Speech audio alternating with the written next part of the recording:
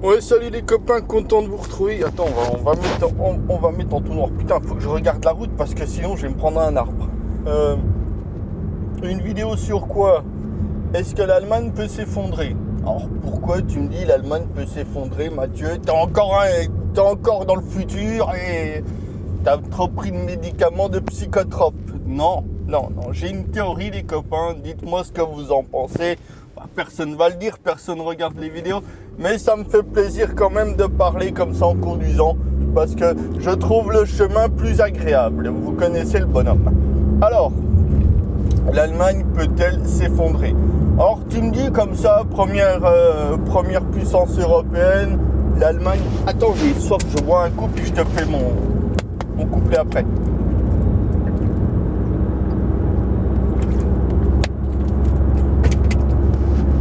De la cristalline, il n'y a rien de tel, ça fait du bien au corps, ouais.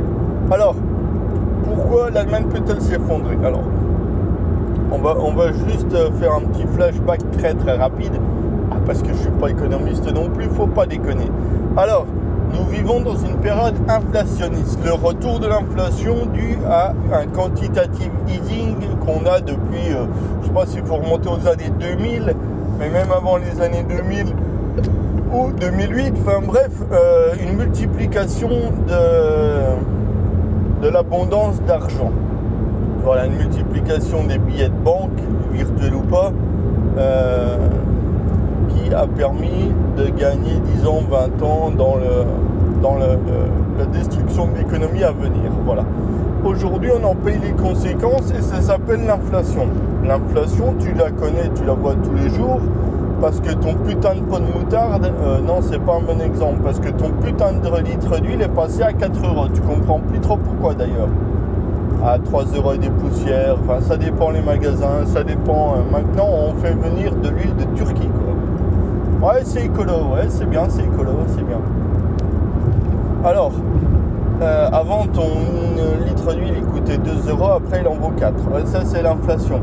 L'inflation, la conséquence, c'est la hausse des prix. Mais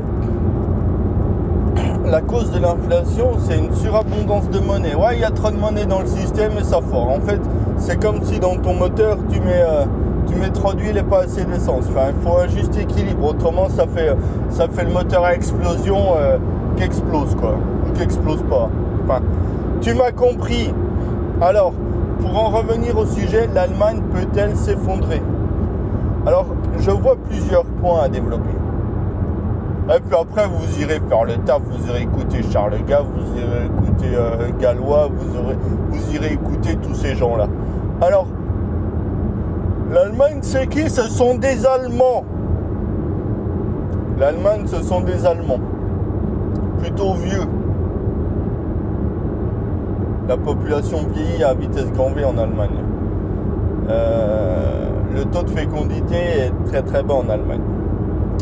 L'inflation devient, je ne vais pas dire incontrôlable, parce qu'elle est encore contrôlable, mais revient à des niveaux qu'on a, j'imagine, pas vu depuis pas mal de décennies. On va pas remonter aux heures les plus sombres de notre histoire, s'il te plaît Mathieu, me parle pas de Weimar de 1929 et d'Adolf Hitler. Non, on parle pas de lui. Hein. On a dit non. On a dit c'est un sujet qu'on n'aborde pas. Alors, donc population qui vieillit, baisse du taux de fécondité ou de la natalité. Ce sont des épargnants les Allemands.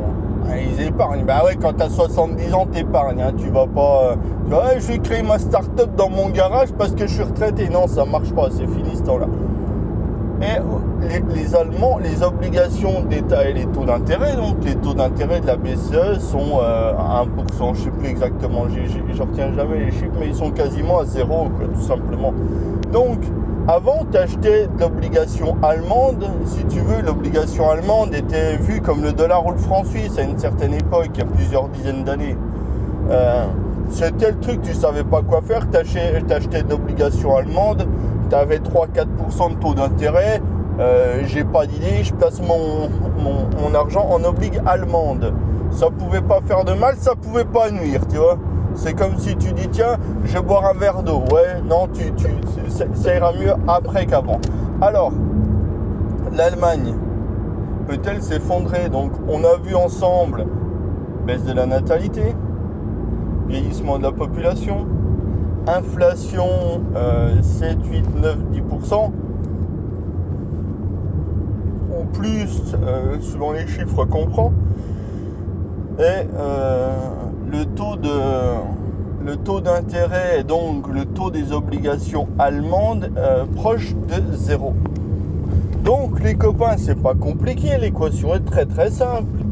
Tu me dis comment ça peut fonctionner si d'un côté tu perds 7-8% d'inflation, si tu perds 7-8% de pouvoir d'achat, parce que l'inflation c'est le premier des impôts, et que tu sois riche ou que tu vas. Oui, c'est toujours le pauvre qui trinque le premier, quoi qu'il en soit. Donc tout ça pour dire, tu perds 7-8% d'inflation par an, la ruine arrive très vite. Et deux solutions, soit c'est exceptionnel, 7-8% d'inflation, et c'est comment dire, N plus 2, on retombe à 2, 3 comme d'habitude, bon, pas de problème de ce côté-là. Mais imagine que ça dure plusieurs années, parce que je vois pas comment l'inflation pourrait dire, oh non, 6 mois je me barre, je suis l'inflation, je me barre, ça fait 6 mois que je suis là, j'ai emmerdé tout le monde, je m'en vais. Non, les conséquences inflationnistes des quantitative easing vont se faire pour moi sur des années et des années et des années. Nous entrons dans une période inflationniste. Donc, admettons que ça dure 5 ans. Si pendant 5 ans, tous les ans, tu perds 8, 7 ou 5% de ton pouvoir d'achat, ça va faire bobo. Surtout que si tes obligations avant, on va dire, elles te rapportaient 3 ou 4%, et dans le passé, je crois que c'était même encore plus, à vérifier. Ça va faire banqueroute rapidement. L'économie allemande, ce sont des rentiers, et l'inflation bouffe les rentiers. C'est le cancer des rentiers, l'inflation. C'est ça qu'il faut comprendre. Donc, je parierais pas un putain de centime sur l'inflation.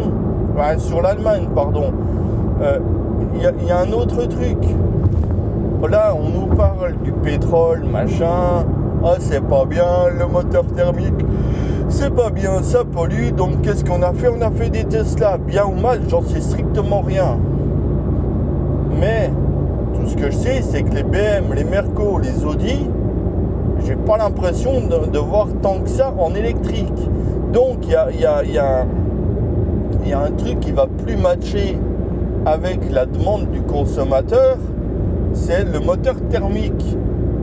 Et je ne sais pas si l'industrie allemande, automobile allemande, peut switcher de l'essence, du diesel à l'électrique aussi efficacement que Tesla. Voilà.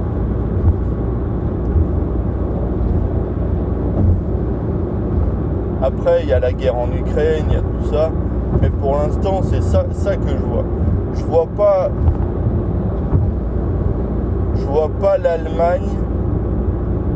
Je vois pas l'Allemagne rester le leader en Europe. Enfin, il sera peut-être le leader par défaut puisqu'il n'y aura personne en face.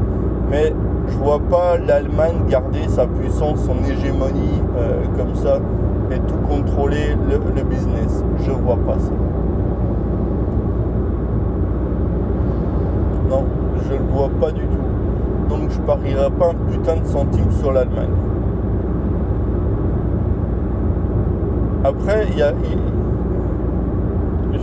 alors, je sais pas si c'est une impression, il y a une grosse communauté turque en Allemagne, et on a fait rentrer des millions de Syriens. Mais je me demande comment ça peut bien se passer au final, quoi. Pas avec les Turcs, parce que l'Allemagne et la Turquie ont des points de commun. Pour moi, il n'y a aucun problème, bien évidemment, avec les Turcs en Allemagne, parce que ce sont des gens bosseurs, ce sont des gens qui montent des boîtes, qui sont dans le bâtiment, qui sont très très efficaces, on va dire ça comme ça. Et Mais si tu fais venir des Syriens pour remplacer l'Allemand de souche par un Syrien, parce que l'Allemand de souche a 70 ans et que le Syrien a 20 ans, je suis pas sûr que l'Allemand ne se dise pas à un moment donné allez vous faire foutre, nous on n'en veut pas. Je suis pas sûr de ça. Après c'est juste une question de proportion, c'est comme l'essence et l'huile dans le moteur. Il faut qu'il y ait un équilibre. Donc voilà, ça c'est l'Allemagne. Ça c'est l'Allemagne. Donc dites-moi en commentaire ce que vous en pensez, likez, abonnez-vous, envoyez-moi d'argent. Et faites de votre mieux, quoi. Bonne semaine de merde les copains.